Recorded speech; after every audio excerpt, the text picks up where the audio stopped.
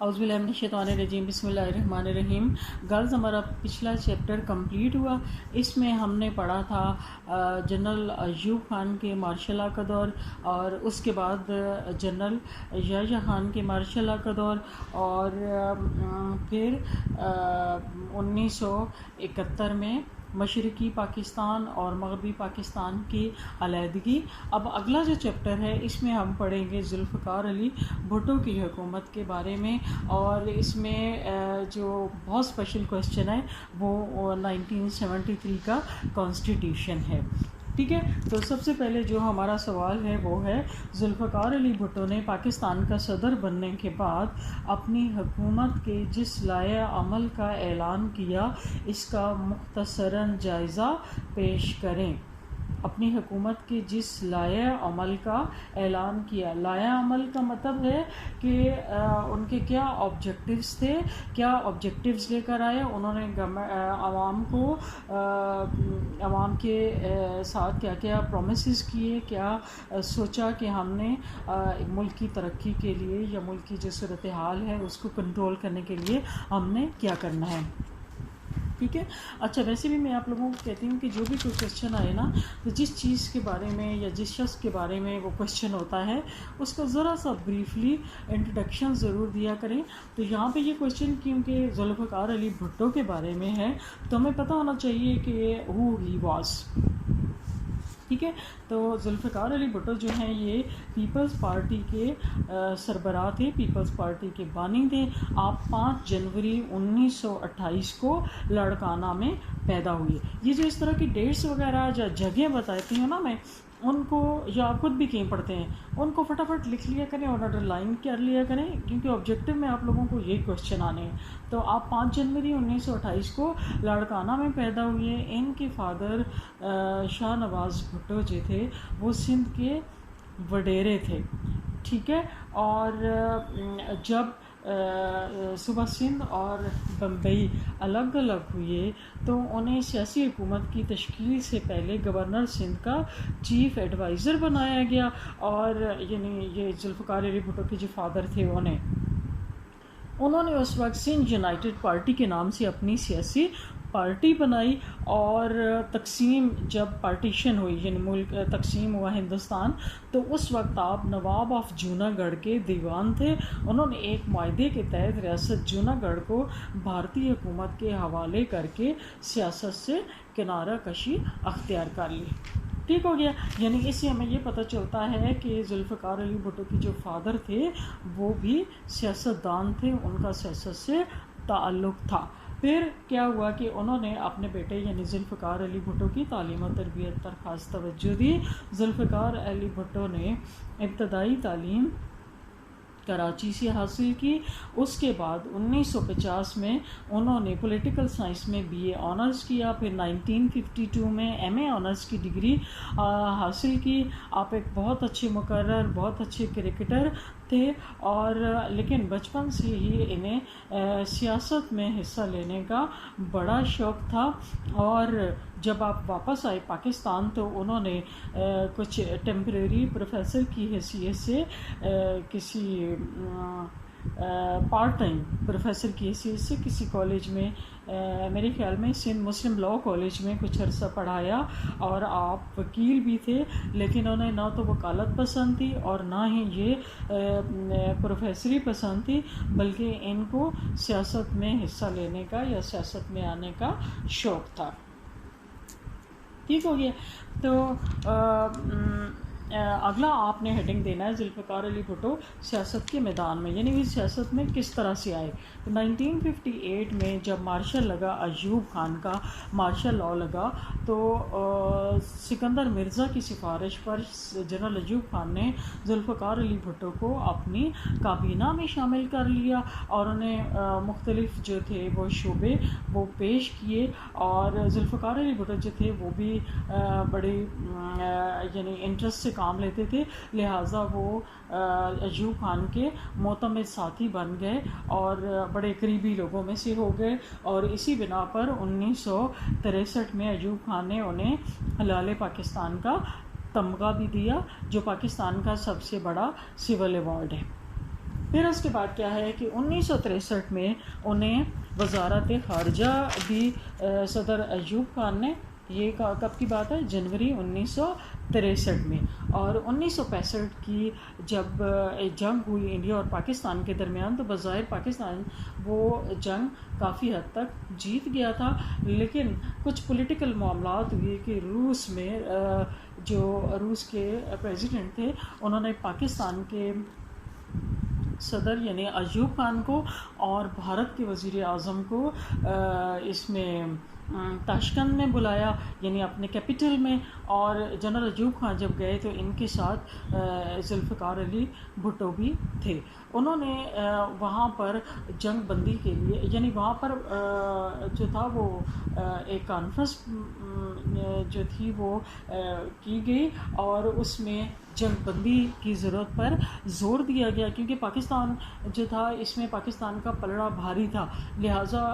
جو روس تھا اس نے یہ پرپوزل پیش کیا کہ دونوں ملکوں کے درمیان میں جنگ بند ہونی چاہیے، اور اس کے علاوہ بھی کچھ ترقیاتی تجاویز پیش کی گئیں. لیکن ان تجاویز کا جو لب لباب تھا وہ زیادہ تر یہ تھا، اس ڈسکشن کے اندر جو بات آ رہی تھی وہ یہ تھی کہ انڈیا جو تھا وہ چاہتا تھا کہ دونوں ممالک کے درمیان میں تعلقات اچھے ہو جائیں، لیکن کشمیر کا جو ایشو ہے اس کو کوئی ایشو یا اس کو تنازع نہ سمجھا جائے، اس کو چھوڑ دیا جائے. لیکن پاکستان کا جو سارا اسٹریس تھا وہ کشمیر ایشو کی طرف تھا، کیونکہ پاکستانیوں کے لیے تو بڑی ایک بھڑکتی رگ ہے، دکھتی رگ ہے پاکستان کی، اور وہ کبھی بھی کشمیر کو چھوڑ نہیں سکتے. تو شروع میں ایسے لگتا تھا کہ یہ کانفرنس جو ہے وہ سکسیزفل نہیں ہوگی، لیکن اندر اندر پتہ نہیں کیا کوئی پولیٹیکل ریزنز ہوئیں کہ جن کی بنا پر صدر ایوب خان نے معاہدہ تاشکند پر دستخط کر لیے. اور جب بھٹو وزیر خارجہ جو تھے ان کو پتہ چلا تو وہ وہاں پر اپنی وزارت سے ریزائن کر کے واپس آ گئے، یعنی ناراض ہو کے واپس آ گئے اور واپس لڑکانا چلے گئے. اب جب لوگوں کو یہ پتہ چلا کہ صدر ایوب خان نے اس معاہدے پر دستخط کر لیے ہیں کہ جس میں کشمیر کو کوئی اہمیت نہیں دی جا رہی، تو لوگ جو تھے وہ بہت زیادہ ان کے اندر غم و غصہ کی لہر دوڑ گئی. اور اس وقت کیونکہ انہیں یہ بھی پتہ چلا کہ بھٹو کا جو کیونکہ بھٹو نے اس ڈیسیژن کو پسند نہیں کیا، تو وہ لوگوں کو بھٹو کا رجحان یا جھکاؤ اپنی طرف لگا، تو انہیں بھٹو کے ساتھ بڑی اپنائیت محسوس کی. تو وہ جب لڑکانا جا رہے تھے تو لوگوں نے بڑے جو تھا وہ دل گداز انداز میں آنسوؤں کے ساتھ بھٹو کو ذوالفقار علی بھٹو کو وہاں سے رخصت کیا. ٹھیک ہو گیا. لیکن وہاں جب پہنچے تو پھر کیونکہ صدر ایوب خان نے اس معاہدہ جو تھا جس پر سائن کیے تھے اس میں اپنے ساتھ کسی اور کو شریک کرنا تھا، لہٰذا فار دا ٹائم بینگ اس نے ذوالفقار علی بھٹو کو منا لیا، اور جب واپس آ کے اپنا کام کروا لیا تو پھر اس نے کیا کیا کہ اس کا ریزگنیشن جو تھا 15 جون 1966 کو منظور کر لیا. تو بھٹو جو تھے وہ جب بالکل ہی یعنی ان کا ریزائن بھی ایکسیپٹ ہو گیا تو پھر اب جو عوام تھے وہ پورے کے پورے ان کی طرف ہو گئے، اور وہ لوگ جو تھے وہ ان کی حکومت سے علیحدگی پر بہت زیادہ غمزدہ تھے، اسپیشلی جو غریب لوگ تھے، جو مزدور تھے، کیونکہ وہ ان کو بہت زیادہ اپنا سمجھتے تھے. اب بھٹو جو تھے وہ کچھ عرصے کے لیے انہوں نے خاموشی اختیار کر لی. پھر اس خاموشی کے دوران انہوں نے جو کچھ وڈیرے خاندان تھے سندھ کے ان سے ملاقاتیں کی، پھر کچھ جو پرانے بڑے سیاستدان تھے ان سے وہ ملے، اور اس کے بعد انہوں نے امریکہ اور یورپ کے دورے کیے، اور ان دوروں میں بھی وہ غیر ملکی دوستوں اور پاکستان سمندر پار جو پاکستانی تھے ان سے انہوں نے ملاقات کی، اور واپس آ کر انہوں نے 1 دسمبر 1967 کو پاکستان پیپلز پارٹی کی تشکیل کا اعلان کر دیا، یعنی واپس آ کر انہوں نے اپنی نئی پارٹی بنا لی. تو اس دوران کیا ہوا، ملک کے جو حالات تھے وہ بہت زیادہ خرابی کی طرف چلے گئے، کہ یہ وہ زمانہ تھا کہ جب صدر ایوب خان 68 میں اپنے جو حکومت کی سکسیسفل پالیسیوں کا ویک منانے کے لیے انہوں نے ویک منانا شروع کیا. تو اس ویک کے دوران یعنی ایک ٹرین چلائی گئی. وہ ٹرین جو تھی وہ جگہ جگہ کھڑی ہوتی تھی. یہ ہم پہلے ڈسکس کر چکے ہیں. اور پھر صدر ایوب خان کے کارناموں کے بارے میں وہاں پر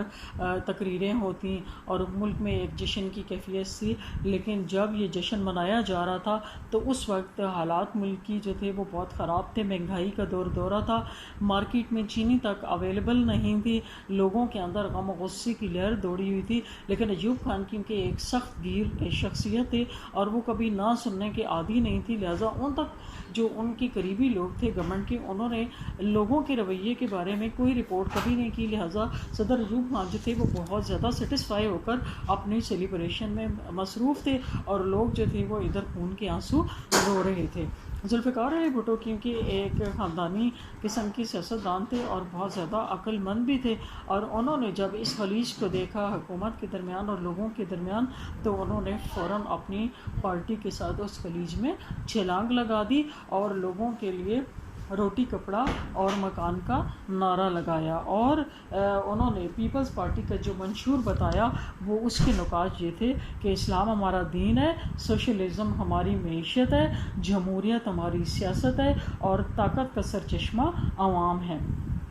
یعنی انہوں نے دین کے بارے میں بھی کہا، سوشلزم کو بھی شامل کیا اور جمہوریت کو بھی لے کر چلے. تو اس طرح سے وہ لوگ جو دینی شخصیات تھیں ان کو بھی اپنی طرف مائل کر لیا، جو سوشلزم کے حامی تھے ان کو بھی اپنے ساتھ چلانے کی کوشش کی. جمہوریت کے ماننے والے تو تھے ہی ان کے ساتھ، تو عوام جو تھے وہ ویسے ہی ان کے دل دادا ہو چکے تھے. اب جب ذوالفقار علی بھٹو جو تھے وہ بہت زیادہ مشہور ہو گئے، 1970 کے الیکشن میں انہوں نے حصہ لیا اور الیکشن میں مغربی پاکستان میں انہوں نے نمایاں کامیابی حاصل کی. مغربی پاکستان میں انہوں نے کامیابی حاصل کی اور مشرقی پاکستان میں شیخ مجیب الرحمان نے جو تھا وہ کامیابی حاصل کی. وہاں پر یہ تھا کہ ان کے تعلقات سب کے اس وقت یحییٰ خان کی حکومت تھی، تو یحییٰ خان کے ساتھ بھی ان کے اچھے تعلقات تھے. ان کی نئی جو بنی تو صرف شیخ مجیب الرحمان کے ساتھ، اور اس کا بھی انہیں یہ فائدہ ہوا کہ شیخ مجیب جو کہا جاتا ہے، لوگ جیسے کہتے ہیں کہ شیخ مجیب الرحمان نے جب مشرقی پاکستان میں اپنی الگ حکومت بنا لی، تو اس طرح سے ذوالفقار علی بھٹو کو جو تھا مغربی پاکستان وہ پورے کا پورا انڈیپینڈنٹ ملک مل گیا. یعنی اس پر ان کا اقتدار تھا. اگر مشرقی اور مغربی پاکستان اکٹھے ہوتے تو پھر ذوالفقار علی بھٹو کو اس طرح سے حکومت نہ ملتی، کیونکہ دونوں مغربی جو تھا پاکستان اس میں تو ان کی اکثریت تھی، لیکن مشرقی پاکستان میں شیخ مجیب الرحمان کی اکثریت تھی، اور دونوں کو ملا کر جو تھا وہ مجیب الرحمان جو تھا اس کی اکثریت زیادہ تھی، لہٰذا وہ حکومت اس کی طرف جا رہی تھی. تو جب اس نے مشرقی پاکستان کو الگ کر لیا تو مغربی پاکستان جو تھا وہ پورے کا پورا ان کو مل گیا. ٹھیک ہو گیا. اب جب مشرقی پاکستان اور مغربی پاکستان جو تھے وہ الگ الگ ہو گئے، تو اس کے بعد ملکی حالات جو تھے وہ بہت زیادہ خراب ہو چکے تھے. ٹھیک ہے. اور ان حالات کو کنٹرول کرنے کے لیے کافی زیادہ کوششیں کی گئیں. یحییٰ خان نے اس کو سنبھالا دینے کی کوشش کی، لیکن وہ اس وقت جو تھا وہ اس اقتدار کو یعنی اپنے اقتدار کو بچا نہ سکے. لہٰذا جو تھا وہ یحییٰ خان نے 20 دسمبر 1971 کو اپنا اقتدار جو تھا وہ ذوالفقار علی بھٹو کے حوالے کر دیا. اور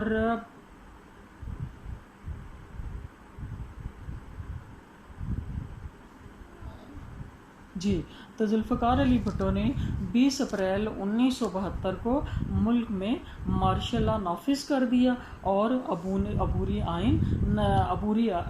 جو تھا وہ نافذ کیا اور وہ ملک کے صدر بن گئے. اب جب وہ صدر بن کر آئے تو ڈیفینیٹلی انہوں نے ایک لائحہ عمل دینا تھا عوام کو. تو جو لائحہ عمل انہوں نے عوام کو اس وقت دیا ملک کی صورتحال کو سنبھالنے کے لیے، اس کے پوائنٹس جو ہیں وہ درج ذیل ہیں. نمبر 1 ہے جی سب سے پہلا پوائنٹ سب سے پہلا ہے پاکستان کی شیرازہ بندی، یعنی پاکستان میں جو پچھلی حکومتوں کی تباہیاں تھیں، اس کے بعد 1970 کے انتخابات کے بعد جو انتشار ہوا، اور سب سے بڑھ کر 1971 کا جو جنگ ہوئی انڈیا اور پاکستان کے درمیان، اس میں ملک میں انتہائی سنگین بحران کی کیفیت ہو چکی تھی۔ لوگ جو تھے وہ ہر طرح سے پستی کا شکار ہو گئے تھے۔ تو سب سے پہلے پھر جو بھٹو نے سوچا یا لایا عمل دیا وہ کیا تھا؟ شکستہ پاکستان کی شیرازہ بندی۔ آپ نے اپنے پہلے خطاب میں کہا لوگوں سے کہ میرے عزیز ہم وطنوں، دوستوں، عزیز طلباء، مزدور، کسانوں، نوجوانوں، پاکستان کی جنگ میں حصہ لینے والے شہریوں، سب سے پہلے میں آپ کو بتانا چاہتا ہوں کہ مجھے اقتدار بہت دیر سے ملا۔ میں تاریخ کے ایسے نازک موقع پر جہاں پہنچا ہوں جہاں ہم اپنے وطن کی زندگی کے انتہائی سنگین بحران سے دوچار ہیں۔ یہ ایک ہولناک بحران ہے، ہمیں چھوٹے چھوٹے ٹکڑے جمع کرنے ہیں اور ہمیں ایک شکستہ پاکستان کی شیرازہ بندی کرنی ہے۔ یعنی انہوں نے جب کہہ دیا نا کہ مجھے تو اس حالت میں ملا ہے کہ اب بہت دیر ہو چکی ہے، اگر مجھے تھوڑا جلدی ملتا، جس طرح سے لوگوں کی نا ایک امید بن گئی۔ اگلا نمبر 2 پوائنٹ ہے جی، نئے پاکستان کے قیام کا اعلان۔ بھٹو نے اس کے ساتھ ہی ان سے کیا کہا کہ ہمیں ایک نیا پاکستان بنانا ہے، ایک خوشحال اور ترقی پذیر پاکستان جو استحصال اور لوٹ گھسوٹ سے آزاد ہو، وہ پاکستان جس کا خواب قائد اعظم نے دیکھا تھا، جس کے لیے برِ صغیر کے مسلمانوں نے اپنی جان دی تھی، اور میرا ایمان ہے کہ وہ پاکستان ضرور تشکیل ہوگا۔ ٹھیک ہے، اچھا، اس کے بعد اگلا پوائنٹ ہے جی جو تھا وہ سزاؤں کی معافی۔ ذوالفقار علی بھٹو جب صدر بن کر آئے، برسر اقتدار آئے، تو ذوالفقار علی بھٹو نے طالب علموں، کسانوں، مزدوروں کو فوجی عدالتوں سے جو سزائیں دی جا چکی تھیں ان سب سزاؤں کو معاف کرنے کا اعلان کیا۔ مطلب یہ بھی ایک طریقہ کار تھا کہ اس کے ذریعے انہوں نے لوگوں کے دلوں میں اور زیادہ اپنی جگہ بنانی تھی اور بنا لی، اور اس طریقے سے ملک کے حالات کو بھی سنبھالنے میں مدد ملی۔ اگلا پوائنٹ ہے جی اقتصادی حالت کی بہتری، ملک کی اقتصادی حالت کی بہتری، ٹھیک ہے، یا بحالی۔ بھٹو حکومت کو وراثت میں ایک ایسا ملک ملا تھا جو مسلسل بد انتظامی، بے ایمانی، سوشلزم کے نعروں کی وجہ سے، عدم تحفظ اور جنگ کی تباہ کاریوں کی وجہ سے معاشی طور پر تباہ ہو چکا تھا۔ تو بھٹو حکومت نے اس کی تعمیر نو کا عوام سے وعدہ کیا اور اس چیلنج کو قبول کیا۔ اگلا جو ہمارا پوائنٹ ہے وہ ہے جی جنگی قیدی۔ نئے پاکستان کی حکومت کے لیے ایک بڑا مسئلہ یہ تھا کہ جنگ میں جو 1971 کی جنگ ہوئی تھی اس میں بھارت نے 90,000 سے زیادہ افراد کو جنگی قیدی بنا لیا تھا۔ ان میں فوجی بھی تھے اور مغربی پاکستان کے شہری بھی تھے۔ تو بھارت کے جنگ پسند قائدین فتح کی نشے میں ان کے خلاف مقدمات چلانے کے نعرے لگا رہے تھے۔ ان سب قیدیوں کے جو عزیز و اقارب تھے وہ مغربی پاکستان میں انتہائی مضطرب حالت میں تھے۔ تو اب ان کو سیٹسفائی کرنے کے لیے بھٹو حکومت نے جو تھا وہ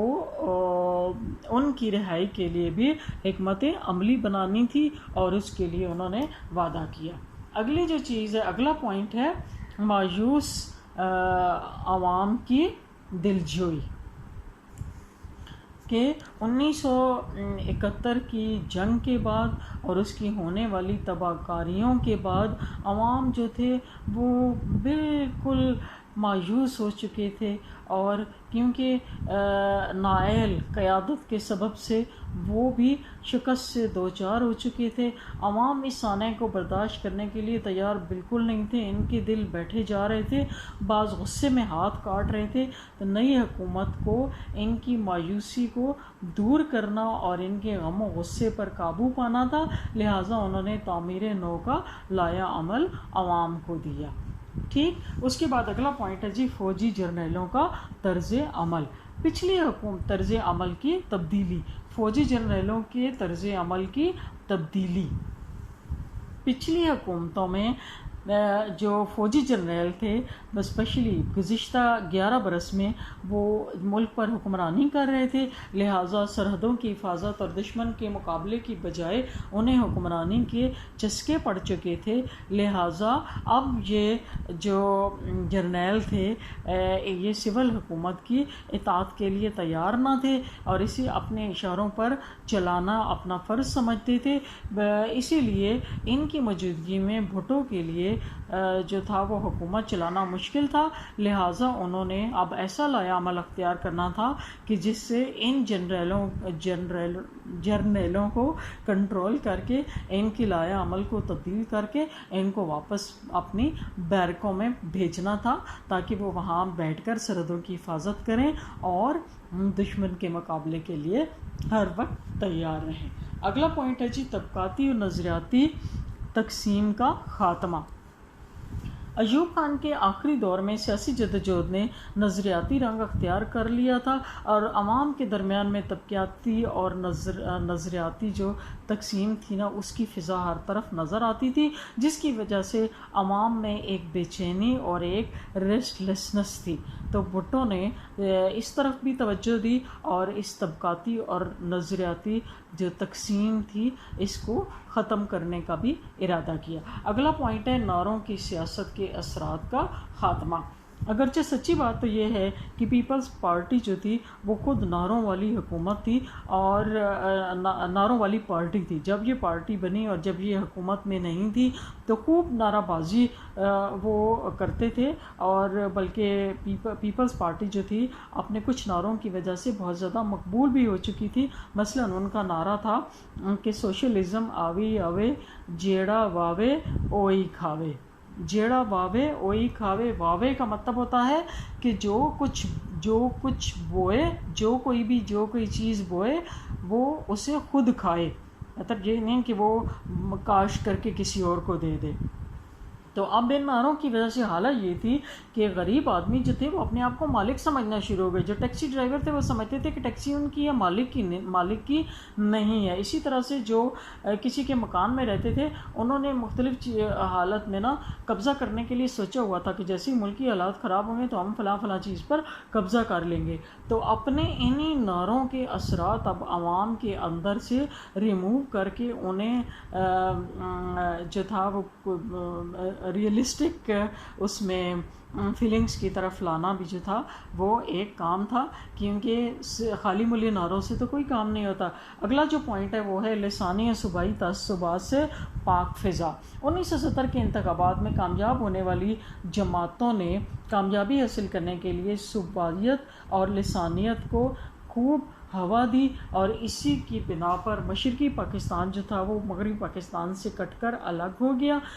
اور اس میں سونے پہ سہاگا جو تھا وہ مجیب الرحمن کے 6 نکات تھے جن کی وجہ سے لسانیت اور صوبائیت جو تھا وہ ہر طرف اس کا رنگ نظر آتا تھا۔ تو بھٹو نے ان جو حالانکہ خود الیکشن کے دوران ان تعصبات سے خوب فائدہ اٹھایا تھا، لیکن اب چونکہ وہ خود حکومت میں آ گئے تھے لہٰذا انہوں نے عوام کو ان تعصبات سے نکالنا تھا۔ اگلا پوائنٹ ہے ناقابل اعتماد بیوروکریسی کا خاتمہ۔ ناقابل اعتماد بیوروکریسی کا خاتمہ یعنی پیپلز پارٹی کی حکومت قائم ہونے سے پہلے جو نوکر شاہی تھی اس کو غیر معمولی اہمیت حاصل تھی۔ اعلیٰ افسران، سرکاری افسران جو تھے وہ اپنی باتیں افسران سے منوانے کے عادی تھے، وہ انتخابات پر بھی اثر انداز ہوتے تھے، ساری چیزیں ان کے ہاتھ میں تھیں، وہ جو کچھ چاہتے تھے وہ کرتے تھے۔ تو ان کی یعنی اتھارٹی اس قدر بڑھی ہوئی تھی کہ اس چیز کا اندازہ اس چیز سے لگایا جا سکتا ہے کہ عاشق کلیم جو مشیر گورنر صوبہ سرحد تھے، ایک دفعہ انہوں نے تقریر میں کہا کہ اے سرکاری افسروں اچھی طرح کان کھول کر سن لو، اگر تم لوگوں نے اپنے طور طریقے نہ بدلے تو میں تمہیں زمین میں گڑوا کر تم پر کتے چھوڑ دوں گا۔ اس فضا میں سرکاری ملازمین جو تھے وہ عدم تحفظ کا شکار بھی ہو گئے، کہ یعنی ان کو بھی کنٹرول میں تو کرنا تھا لیکن عدم تحفظ میں نہیں رکھنا تھا، لہٰذا دونوں طرف کی سچویشن کو کنٹرول کرنا اب بھٹو صاحب کے لائحہ عمل میں شامل ہو گیا کہ ادھر سے نوکر شاہی کو بھی اپنے بہت اونچے سٹینڈرڈ سے نیچے کی طرف لانا تھا، اور نیچے جو سرکاری افسران تھے ان کو بھی اپنی لمیٹیشنز میں رکھنی تھی، ان کی بھی ایکسٹرا آرڈنری جو اتھارٹی تھی وہ ختم کرنی تھی گورنمنٹ کے لوگوں کی۔ اگلا جو پوائنٹ ہے وہ ہے جی بنگالی افسران، بنگالی افسران سے متعلق لائحہ عمل۔ پاکستان کے سول اور فوجی ملازمین میں بنگالی افسران تاحال کافی تعداد میں موجود تھے، اور اس میں بعض بہت اہم منصبوں پر بھی فائز تھے، اور ان کے خلاف کسی طرح کا اعلان کرنے کے معنی یہ تھے کہ عوام ان سے سقوط ڈھاکہ کا بدلہ لینے کے لیے اٹھ کھڑی، مطلب اب بہت محتاط ہونے کا وقت تھا کہ ان کے خلاف اگر کوئی بھی اعلان کیا جاتا نا، حکومت نے ان کو نیچے پھینکنا تھا، تمام نے ان کو پکڑ لینا تھا، جس کی وجہ سے حالات دوبارہ خراب ہو جاتے، تو لہٰذا ایک ایسا طریقہ اختیار کرنا تھا بھٹو حکومت نے کہ سانپ بھی مر جائے اور لاٹھی بھی نہ ٹوٹے، یعنی ان کو بھی وہاں سے ہٹا دیا جائے اور عوام کو بھی کنٹرول میں رکھا جائے۔ اگلا جو ہمارا پوائنٹ ہے آخری، وہ ہے مشرقی پاکستان کی علیحدگی میں ملوث ہونے کا الزام، یعنی نہیں، اس کا آپ یہ لکھیں کہ مخالفین سے دوستانہ تعلقات۔ بھٹو اور یحییٰ کے جو تعلقات تھے، پھر ان کے درمیان میں خفیہ ملاقاتیں بھی ہوتی تھیں، اس سے پہلے ایوب خان کے بھی بہت قریبی اور معتمد وہ ساتھی تھے، اور یحییٰ خان کے ساتھ مل کر وہ مجیب الرحمن کے خلاف ان کی نعرے بازی ہوتی تھی۔ تو یہ ساری جو باتیں، یہ سارے گٹھ جوڑ جو تھے، یہ اس نتیجے پر پہنچتے تھے، بلکہ اب بھی بہت سارے لوگ یہ سمجھتے ہیں کہ مشرقی پاکستان کو الگ کرنے میں بھٹو کا بہت زیادہ ہاتھ ہے، کیونکہ ایک سٹیج پر یہ بھی ہوا تھا کہ مجیب الرحمن جو تھے وہ اس نے اور بھٹو نے آپس میں سمجھوتا کر لیا تھا، اور مجیب الرحمن کے 6 نکات میں سے 5.5 نکات جو تھے وہ بھٹو کی سمجھ میں آ گئے تھے اور وہ ماننے کے لیے تیار ہو گئے تھے، لیکن بعد میں یہ جو اور وہ جو اس سے انہوں نے انکار کر دیا ماننے سے، تو لہٰذا اس نے اپنا جو تھا وہ بنگلہ دیش الگ بنا کر مشرقی پاکستان کو مغربی پاکستان سے الگ کر لیا۔ تو اس وجہ سے اب بھی بہت سارے لوگ جو ہیں پاکستان کے، وہ یہ کہتے ہیں کہ مشرقی پاکستان کو الگ کرنے میں بھٹو کا اپنا ہاتھ ہے، کیونکہ بھٹو کو جو الیکشن میں کامیابی تھی 1970 کے، وہ صرف مغربی پاکستان میں حاصل ہوئی تھی، مشرقی پاکستان میں کامیابی مجیب الرحمن کو حاصل ہوئی تھی۔ تو اب اور مجیب الرحمن کی کامیابی ایسی تھی کہ اگر دونوں کو اکٹھا کیا جاتا تو ان کی سیٹیں ان سے زیادہ تھیں، لہٰذا اقتدار مجیب الرحمن کے ہاتھ جانے کا اندیشہ تھا، اور بھٹو کو بھی اقتدار حاصل کرنے کا شوق تھا، لہٰذا بھٹو نے ملک کی پرواہ نہیں کی اور مجیب الرحمن کو علیحدہ حکومت بنانے کے لیے وہ ایک ملک کا حصہ جو تھا 50% سے زیادہ اس کو دے دیا، تاکہ مغربی پاکستان پورے کا پورا اس کو بھٹو کو مل جائے اور بھٹو کو اقتدار کرنے کا موقع مل جائے۔ تو بہت سارے لوگوں کے جو دلوں میں اس چیز کا نفسیاتی طور پر وہ بھٹو کے مخالف بھی تھے، جہاں اس کے فینس زیادہ تھے، وہاں پر بہت زیادہ لوگ اس چیز کو بھی اپنے مائنڈ میں رکھے ہوئے تھے، اور اندر ہی اندر وہ بھٹو کے بہت زیادہ خلاف تھے، لہٰذا ذوالفقار علی بھٹو نے اب ایسا لائحہ عمل اختیار کرنا تھا کہ وہ ان لوگوں کو بھی کانفیڈنس میں لے کر اپنے ساتھ چلاتے۔